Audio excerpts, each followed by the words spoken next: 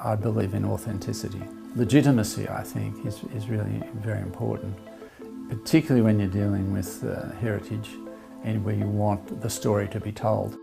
In design terms, cities are always transforming themselves, and they're forming a narrative. They're forming a manner of the way in which people have inhabited the city.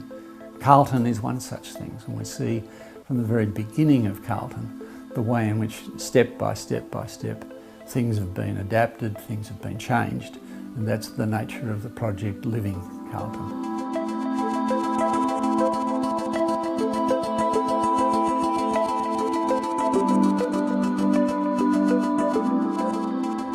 One of the best things about the site is that it's really contained as an island site, and it's got Keppel Street on one side and Cardigan Street on another, both dead-end streets leading up to the north.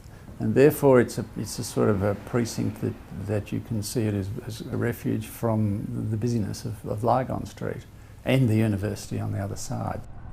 It's very close to the Victoria Market, very, very close to the centre of the business district in Melbourne. The earliest buildings on site are in 1861. And then into the 1870s and 80s there's been a continuous build. And it's built on through the 1930s to the 1940s. And so the housing there is really formed up more like a neighbourhood, like a village. They're not all of the same Victorian era. Some in the 1940s have got steel windows, for instance, but the same pods plugged into those are the same as being plugged into the Victorian buildings. So it has a language of modernism, today's modernism, alongside 1940s, 1880s and 1860s. All the schemes have a neutral palette with highlights that are drawn from these particular eras. The buildings from the Golden Era were built in a time where there was a lot of affluence in Melbourne. The scheme for these buildings is warmer. There's golden hues on the floor, oak floors. Melbourne Classic is a bit more sophisticated, a bit more subdued.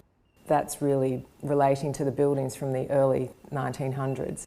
And it's a more neutral palette of darker floors, white walls, fairly serene and sophisticated. The industrial chic scheme is relating more to that era where things were a bit faster, a bit sharper. So it's slightly edgier, grey floors, grey walls. All of the apartments have courtyards, some of them have 2 courtyards, and there's also the park next door. You can look out of your living space and see greenery, which is a rare thing in the inner city.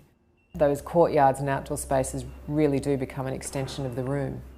Particularly the 3-bedroom apartments, they have great bench space, island benches.